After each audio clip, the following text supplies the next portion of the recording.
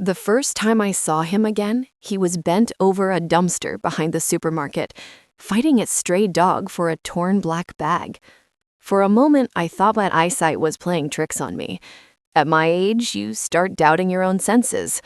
But then he straightened up, and the way his shoulders slumped, the way his left foot dragged just a little, I knew. It was my ex-husband, the man who vanished 20 years ago and left me with nothing but debts and a single sentence. Before I go on, if stories like mine touch something in your heart, please like this video and subscribe. It may seem small to you, but to someone like me who spent years feeling invisible, it means more than you know. His beard was wild, tangled with gray and crumbs. His coat looked like it had belonged to 3 other men before him. A shopping cart stood beside him, filled with empty bottles, crushed cans, and a blanket that had seen too many winters. I froze. My grocery bag slipped a little from my hand. The tomatoes inside rolled against each other with a soft thud, like a heartbeat under cloth. The wind carried the smell of rotten fruit, exhaust fumes, and something sour I didn't want to name. I had imagined this moment so many times. Sometimes I thought I would spit in his face. Sometimes I believed I would walk right past him, as if he were just another stranger on the street. But my feet didn't move. My old knees trembled, but they stayed right there on that cracked pavement. He turned his head, probably just sensing someone behind him. His eyes swept over me, empty at first, skimming the world like a tired bird. Then they stopped, focused, narrowed. Recognition hit us both at the same time. His jaw dropped slightly. The plastic bag he held slipped from his hand and fell back into the dumpster with a dull sound. His lips moved, but no words came out. Mine didn't either. All I could hear was the echo of the sentence he'd left me with, written in his neat accountant handwriting on a single sheet of paper. "Forgive me, Helena. This is for the best. Don't look for me." For years, I had let that line poison every part of my soul. And now, the man who had destroyed my life stood before me, rummaging through trash like the world had chewed him up and spat him out. I took a step toward him. My heart cracked. I never thought it would come to this. But that was only the beginning. "Daniel?" The name came out of my throat like it had rust on it. He flinched. His hands went immediately to the collar of his coat, as if he could hide his own face. His eyes darted left and right, looking for an escape route that didn't exist. "Don't," he muttered. His voice was hoarse, like gravel scraping metal. "Walk away, Helena. Please." Imagine that. After 20 years of silence, that's what he said to me. Not, "I'm sorry," not, "How have you been?" Just walk away. I stepped closer anyway. The asphalt under my heels felt uneven. A car passed by, music thumping, the driver barely glancing at us. To the world, we were just 2 old people near a dumpster. To me, it felt like the end of the world was cracking open. "You left me with nothing," I whispered. "Nothing but creditors, phone calls, letters with red stamps. Do you remember that? Or did you forget everything when you walked out that door?" His shoulders shook once. A shiver? A sob? I couldn't tell. I remember," he said, not looking at me. "Every night. Every single night, Helena." I wanted to scream at him. I wanted to slap that filthy coat right off his back. Instead, I noticed his hands. Blue veins popped under thin skin. His fingers trembled as they tried to hold on to the cart. He was thinner, much thinner. His wedding ring was gone. That finger was bare now, just a pale band of skin where gold used to be. "Look at me," I said. He didn't. "Daniel," I insisted, my voice firmer than I felt. "Look at me." Slowly, as if it cost him something precious, he raised his head. His eyes were red, tired, ringed with purple shadows. But somewhere beneath all that, I still saw the boy who had once held my hand in a church with trembling fingers and too much hope. You shouldn't have seen me like this. I tried so hard to disappear from your world. That was the point. The point? I almost laughed. It sounded ugly in my own ears. The point of what? Abandoning your wife? Letting them take the house, the shop? Leaving me to explain to everyone why my husband vanished like a coward?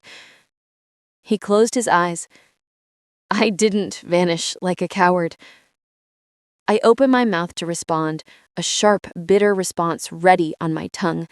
But suddenly, he swayed. His knees buckled. Daniel! I grabbed his arm, and it felt like bone wrapped in wet cloth. His head lolled to the side. For a second, his eyes rolled back. Then he went limp, collapsing against me with all his fragile weight.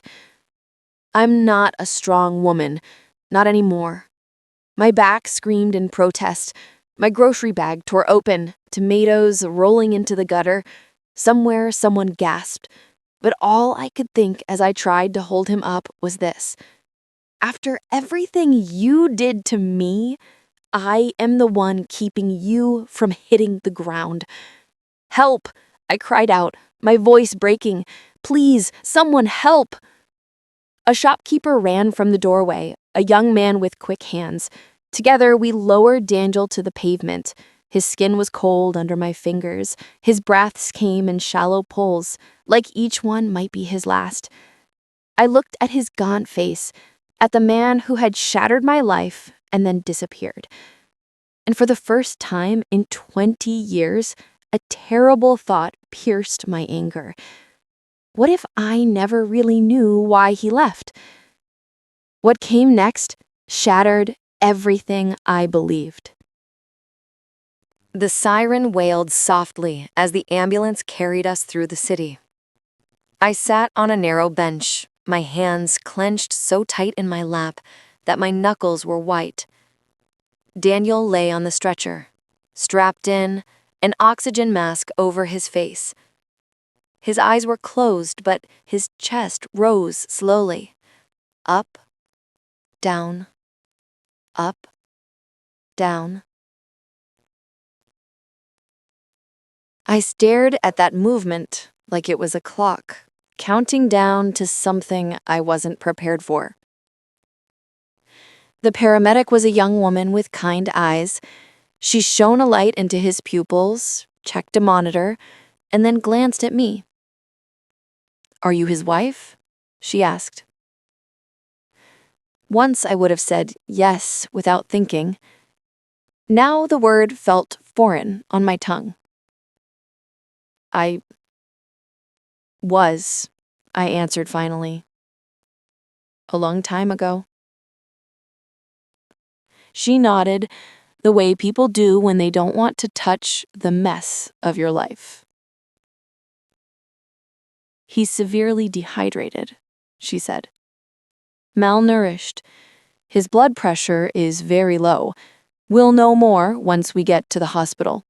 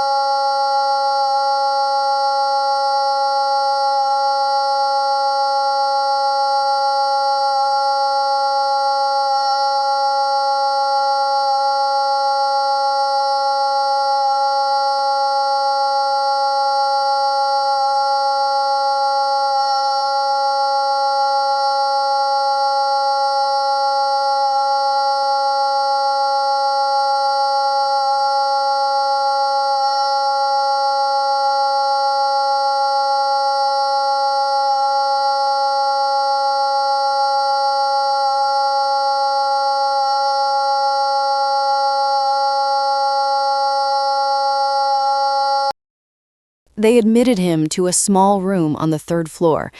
Pale green walls, a single window, the faint smell of disinfectant and wilted flowers.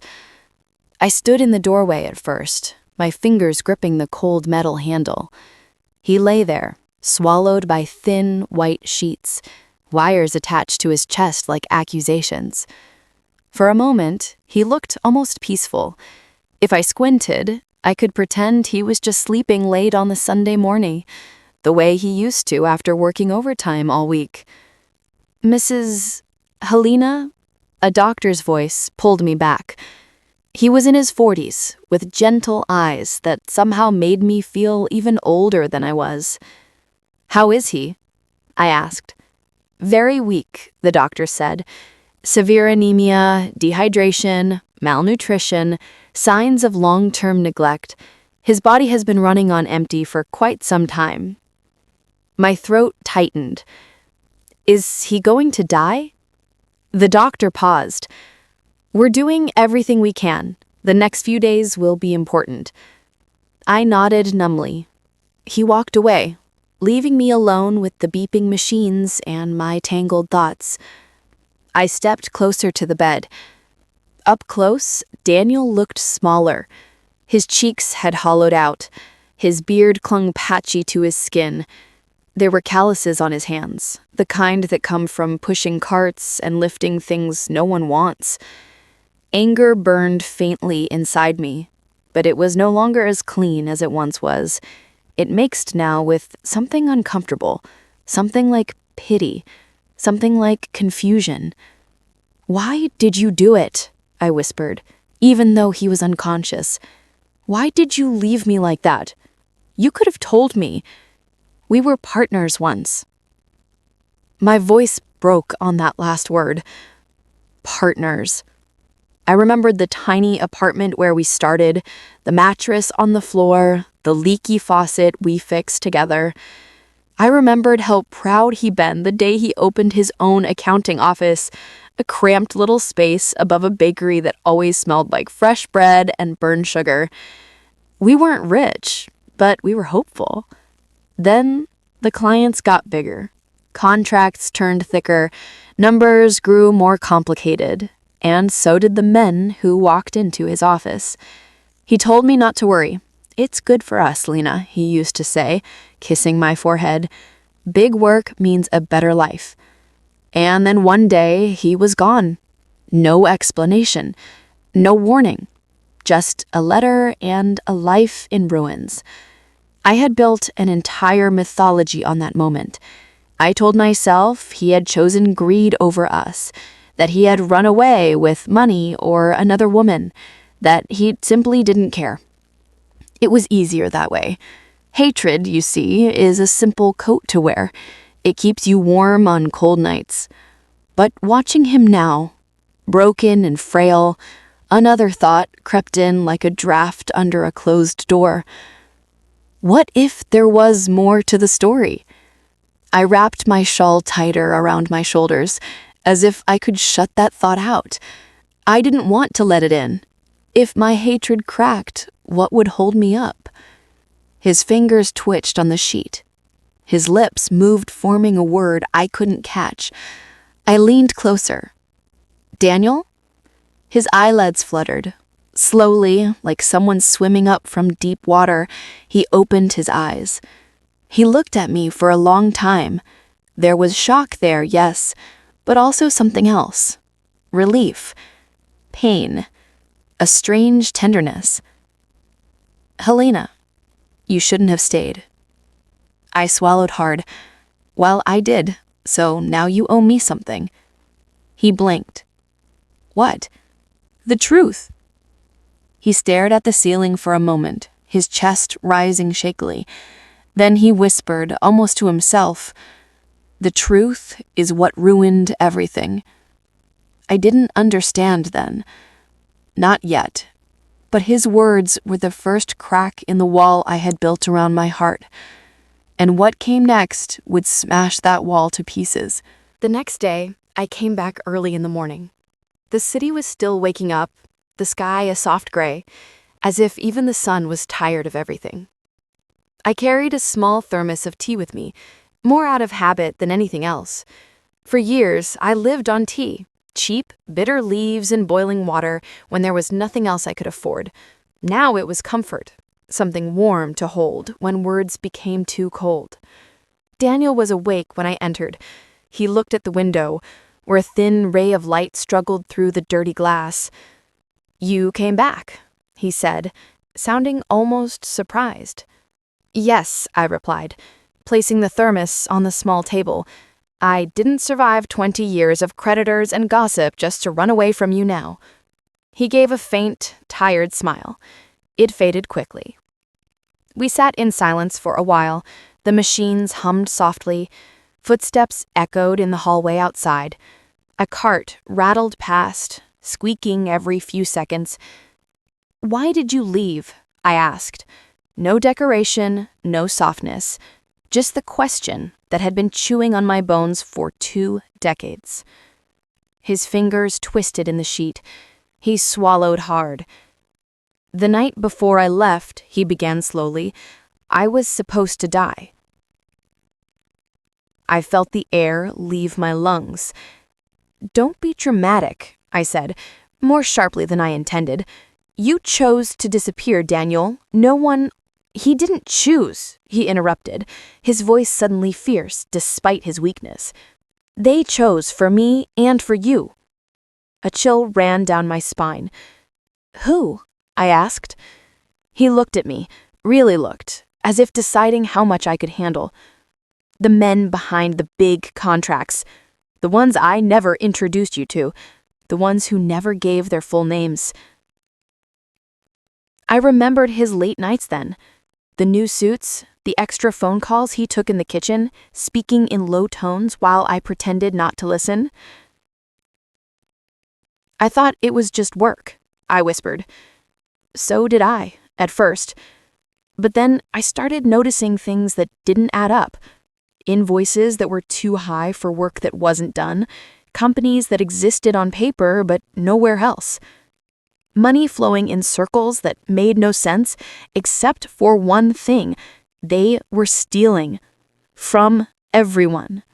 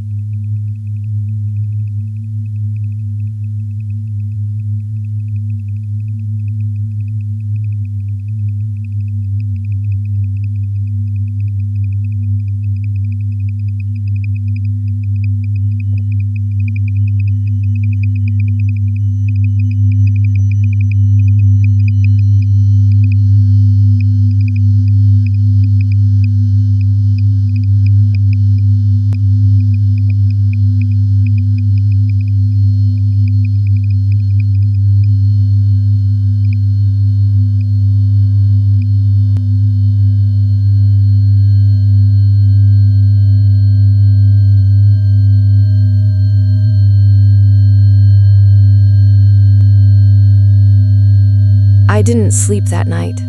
I sat in the little plastic chair by his bed, listening to the soft wheeze of his breathing, the occasional beep of the monitor, the distant roll of a trolley down the corridor.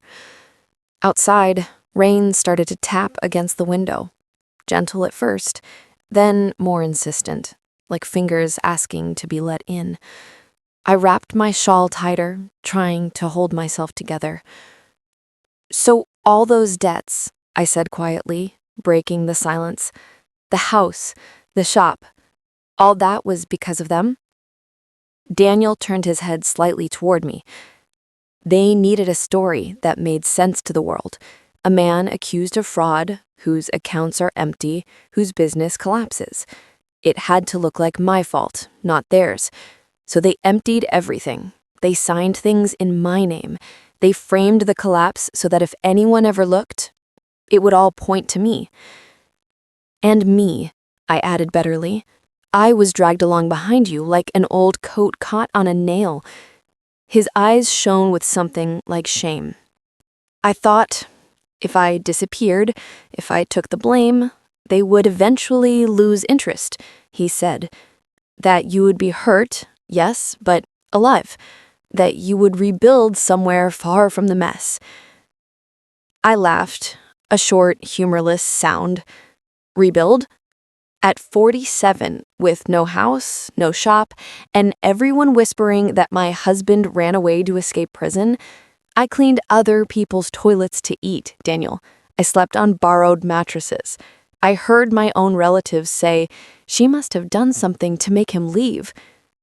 He swallowed. "I know I broke you." My voice trembled. "You did, but not in the way I thought." Silence stretched between us again, the kind that hurts the ears. "Why didn't you tell me?" I whispered. "Why didn't you trust me enough to say, 'Helena, they're dangerous. We have to leave together'?" "You don't understand," he said. "They needed me alive, but destroyed. I was their perfect scapegoat. If I had tried to run with you, they would have had 2 bodies to make examples of instead of 1. So I made a choice. I chose your hatred over your funeral." My eyes stung. Part of me wanted to throw his words back at him. Another part, quieter and older, heard something else. Love. Twisted, clumsy, reckless, but love. He took a shaky breath. "There's something else," he said, his voice turning even weaker.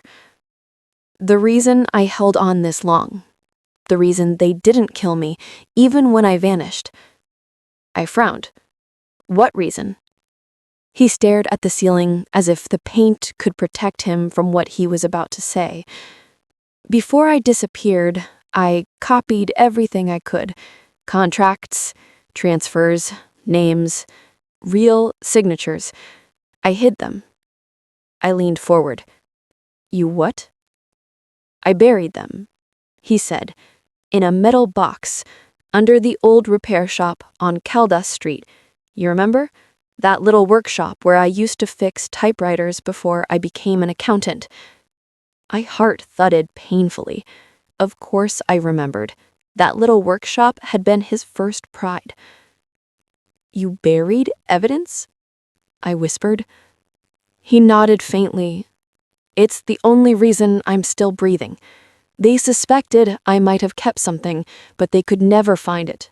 So they watched me, kept me on the edge of starvation, pushed me out of sight.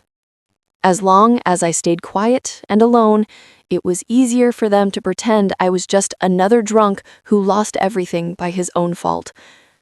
My fingers trembled in my lap. "I thought I could die with that box in the ground," he said softly. "Thought it was safer that way. But when I saw you today, when you held me up, it felt like God refused to let me go until I gave you the truth." I sat back, the room spinning slightly. Under a floor I had walked past 1,000 times in my memories. There was a box full of names and numbers that could change everything. Evidence of the men who ruined us. Evidence of what he had endured. Evidence that my years of hunger and humiliation had never been just bad luck. I stared at him. "What do you want me to do?" He closed his eyes. "Live. And decide if the truth is worth the danger." Rain continued to tap against the window. I thought of all the years I had already lost, all the nights I lay awake thinking I had been worthless, undeserving. My hands stopped trembling. If that box is still there, I won't let it rot in the dark. His eyes opened slowly. In them, I saw fear and something like pride. "Helena," he pleaded, "they don't play fair. If you dig, they'll feel it." Let them feel it. Because what came next wasn't just about my pain anymore. It was about justice knocking on doors that had been 2 days closed later, for too when long. the doctor said Daniel was stable enough and drowsy on medication, I left the hospital with my heart folded tightly inside my chest like a secret letter. The city air felt heavier than usual. The clouds hung low, swollen with unshed rain, as if the sky was holding its breath with me. I took the bus to Coldis Street. It had been years since I last went there. The old repair shop was no longer his. They'd taken it when everything fell apart. Now the rolling metal door was half rusted, paint flaking off like dead skin. A faded sign above it read "Storage for Rent" in peeling blue letters. The padlock on the door was cheap. The street was quiet. My hands shook as I unlocked it with the spare key the landlord still trusted me with. He always said, "If anyone has a right to that place, it's you, Donna Elena." The door groaned as I pulled it up. Dust greeted me first, followed by the stale smell of old wood and old wood.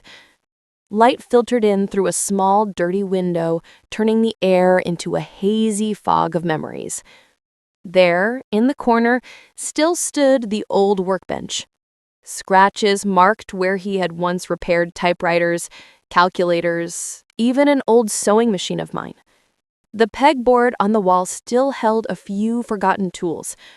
I walked slowly, my footsteps echoing on the concrete floor. "Where would you hide a secret, Daniel?" I whispered. He had described it to me in that tired hospital bed, behind a second shelf, under the loose concrete near the back wall. I moved the dusty boxes, my breath short, my joints protesting. The shelf scraped against the floor as I dragged it aside. Cobwebs clung to my sleeves.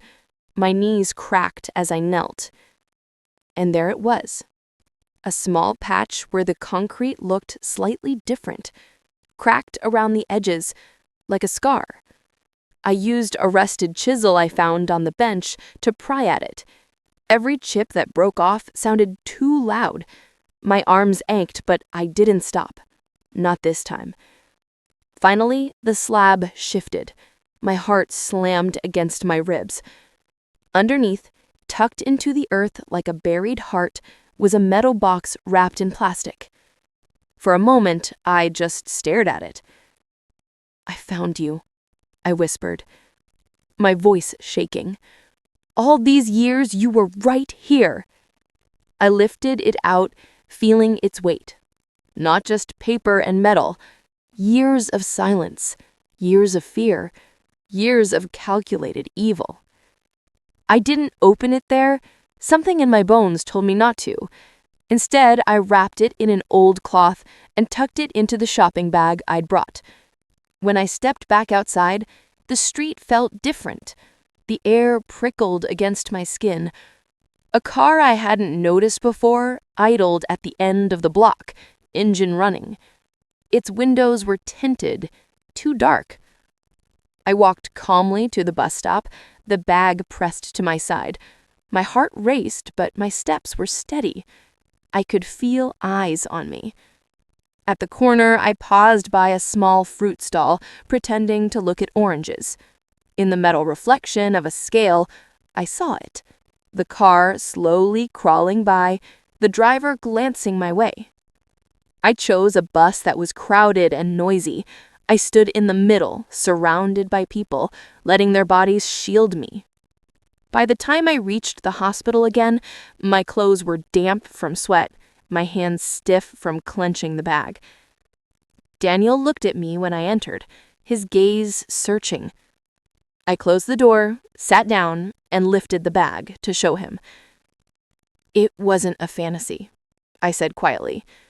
"Your box is real." His eyes filled with tears. "You shouldn't have gone," he whispered. "Maybe not, but I did. And now we're not the only ones carrying this story. These papers, they're going to speak, because karma had started shifting in its sleep, and once it wakes up, it doesn't go back to bed easily." That night, I opened the box in the small family waiting room down the hall, where no one ever stayed long. The fluorescent light flickered slightly, humming like an old bee trapped in glass. The metal lid squeaked as I pried it open. Inside were folders, thick and carefully wrapped in plastic, dates written in Daniel's handwriting, company names, project titles. I unfolded the first set of papers with trembling fingers. Wire transfers with impossible amounts, contracts with inflated prices for bridges that were never finished, schools that never opened, roads that crumbled a year after being built. Signatures, some I recognized from news reports back then, businessmen with two white smiles, a city official who had once shaken my hand at a charity event and told me my husband was a solid man. I turned more pages. And then I saw my own name, Helena Costa, written on a fake loan agreement I had never signed, my signature forged at the bottom, tying me to a shell company used to move money in and out of nowhere. My head spun. "They used me, too," I whispered. "Even when I thought I was nothing to them, they used me." Every humiliation, every eviction, every late bill. Suddenly, I saw them not as random cruel events, but as carefully placed steps in someone else's plan. I pressed my shaking hand against my chest. For a long moment, I just sat there, the papers spread out in front of me like a dissected body. Then, I did something I never thought I would. I reached for my phone and called a number I had kept written on a scrap of paper for months.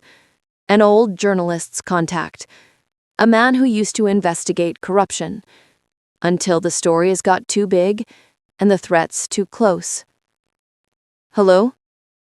He sounded wary. "Is this Señor Marcos Azevedo?" I asked. "Who's asking?" "My name is Helena," I said. "My husband was once an accountant for some very important contracts. He disappeared. And now I have a box full of the reason why." Silence. "Is this a joke?" he asked softly. "I am 70 years old, señor. I don't have time for jokes."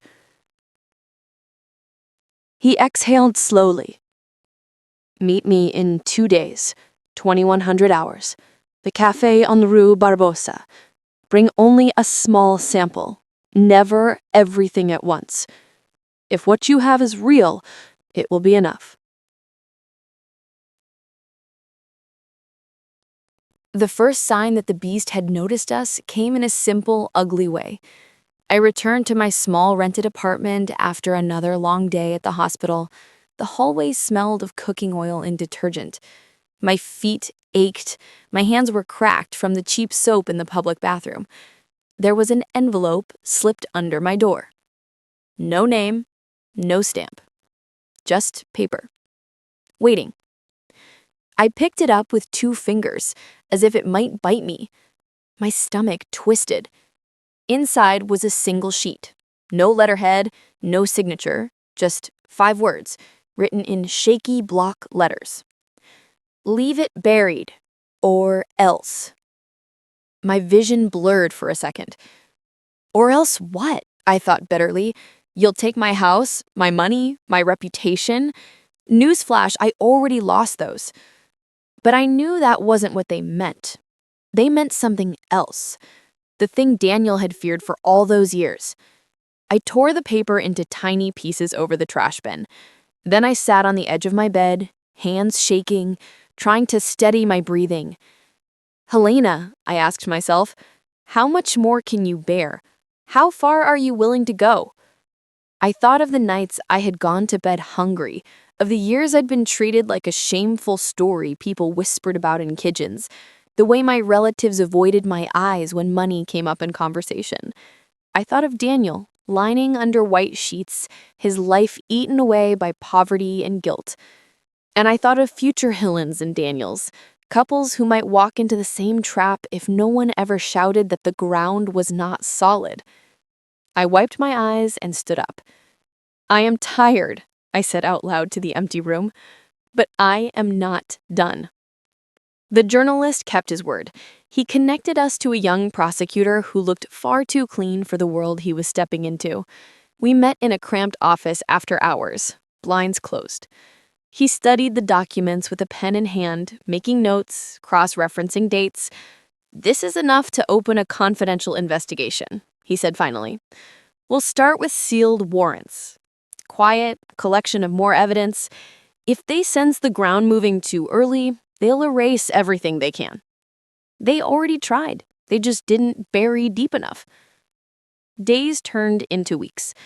At the hospital, Daniel's health went up and down like an old elevator. Some mornings, he was strong enough to talk for an hour, helping me recall names and connections. Other days, he drifted in and out of a fog I couldn't reach him through. In the world outside those pale green walls, gears began to turn. Accounts were frozen in silence, phone lines tapped, quiet surveillance set up. Then one morning, I turned on the small TV in the waiting room just to distract myself from the smell of antiseptic in fear. There, on the news, was a face I recognized from those crumpled documents. A construction magnate always on the front page when a new bridge was announced. He was being led into a police car, his expensive suit wrinkled, his expression caught between anger and disbelief. I felt my heart stop for a second. That's one of them, I whispered. By noon, there were 3 more names. A former city official, a financial director, a lawyer who once told me with a smile that unfortunate things happen in business. People in the waiting room stared at the TV, muttering, shaking their heads. Corruption, they're all the same. I sat there quietly, my hands folded in my lap, knowing what they did not. This time, the fall of the mighty had started with a metal box pulled from the dirt by an old woman whose life they had written off years ago. I went back to Daniel's room. He was awake, his eyes half closed, the light from the window laying a pale stripe across his blanket. They're being arrested, I told him softly, one by one. He turned his head, the ghost of a smile on his lips. Then it wasn't for nothing, he murmured. My throat tightened. No, Daniel, it wasn't. And yet, even as the empire shook on television, I felt something else in the air, a backlash, a recoil. The beast doesn't die quietly. What came next tested whether I truly believed the truth was worth the cost. The closer we got to the core, the more reality blurred between justice and danger. Anonymous calls started coming to the hospital at late hours. The receptionist would answer, frown, then hang up with a forced smile that didn't reach her eyes.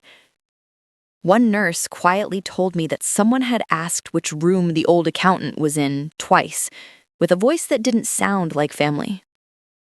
One evening, as I stepped out of the hospital's front door, a car rolled by too slowly. The passenger window slid down a fraction. I saw the outline of a man's face, but not his eyes. "Careful, señora," he said softly, words barely reaching me over the hum of the engine. "Stories can end in many ways." The night Daniel died was strangely calm. No storms, no sirens blaring, just the soft hum of machines and the distant murmur of voices at the nurse's station. I had spent the day giving my official statement in a courtroom that smelled of paper and old wood. I told them everything, from the letter he left me, to the years of hunger and shame, to the metal box under concrete. The prosecutor guided me gently. The defense lawyers tried to twist my words politely and failed. When it was over, reporters shouted questions as I stepped outside. "How do you feel? Do you forgive your husband? What do you think about these powerful men being in handcuffs?" I walked past them, my back straight, my heart tired. I didn't answer. My feelings were not for public consumption. When I reached the hospital, the nurse at the desk looked at me with soft eyes. "He's been asking for you," she said, "all afternoon." I hurried down the corridor, my old shoes tapping against the floor. At his door, I paused for a moment, my hand on the handle, gathering the pieces of myself. Inside, the room was dim, lit only by a small lamp. Daniel looked smaller than ever, his face pale, his lips dry. But his eyes were clear, calm even. "You did it," he whispered when he saw me. "I saw on the news. They're finally saying my name without calling me a thief."